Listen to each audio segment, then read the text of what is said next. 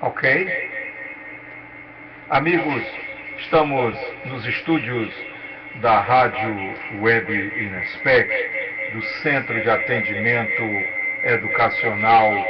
Especializado. E hoje nós vamos promover a apresentação de uma aula virtual transmitida ao vivo para o YouTube na data de 26 de setembro de 2014, às 16 horas e 28 minutos. Sou o professor César Augusto Venâncio da Silva, responsável pela disciplina de Neurociência Aplicada, e hoje nós vamos contemplar um momento extremamente importante de 10 minutos e posteriormente mais 10, posteriormente mais 10. Mas o importante é que, ao produzir essa aula para a rede virtual Inespec, possamos também produzir o material destinado ao programa do curso de licenciatura em Biologia da Faculdade da Grande Fortaleza, da disciplina Membrana Plasmática.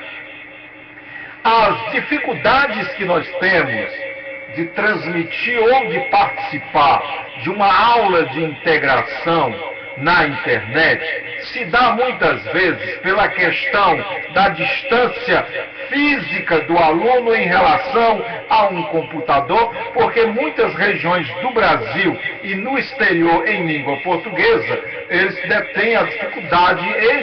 estrutural da tecnologia específica para a acessibilidade a uma internet aberta. E nós, do Centro de Atendimento Educacional Especializado da região metropolitana de Fortaleza, vinculado ao Instituto de Ensino, Pesquisa, Extensão e Cultura, decidimos instituir o núcleo do EAD. E aí estamos preparando um material que faz parte do nosso trabalho de mestrado e doutorado, numa área de pesquisa que envolve farmacologia, e farmacologia envolve diretamente a temática conexa que vamos aqui discutir, que me leva à disciplina de biologia molecular, a disciplina de biologia da membrana plasmática. E esse trabalho será também incorporado como participação do espaço virtual da Faculdade da Grande Fortaleza, principalmente do foro de discussão. Lá no foro de discussão, nós abordamos, na semana passada, de 15 a 22 de setembro, a discussão da membrana celular versus farmacologia. Inclusive, cheguei a gerar 2 trabalhos já publicados nos nossos blogs e sites e já distribuído à disposição da rede Veduca e da Open University International, ou Universidade Aberta Internacional, ou projetos OCW, dentro do discurso da produção de material para a formação acadêmica continuada.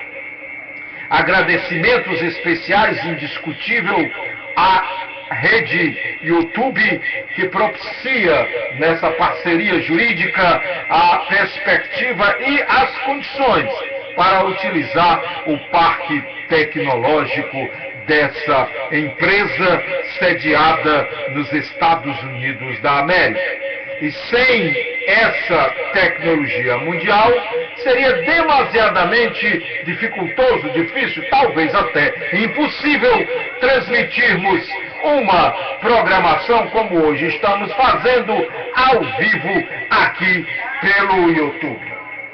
Dando ainda continuidade dentro dessa perspectiva, essa semana nós combinamos com os alunos da formação continuada dos países de língua portuguesa geopoliticamente na África para discutirmos a questão do aborto. E aí, dentro dessa visão da disciplina de biologia membrana plasmática, do curso de Biologia da Faculdade de Grande Fortaleza, que aproveito para inserir esse contexto como uma participação, nós tivemos no outro ponto da linha a ampliação para discutir a questão das células tronco. Eu sou um homem que não me prendo à questão religiosa, portanto, sinto-me à vontade para discutir a questão do aborto sobre a óptica eminentemente científica.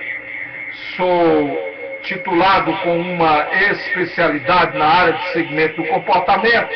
e, embora respeite as convicções filosóficas e ideológicas daqueles que são contra o aborto, eu acredito com todo respeito que há necessidade, primeiro, de entender as circunstâncias em que se pode promover o aborto.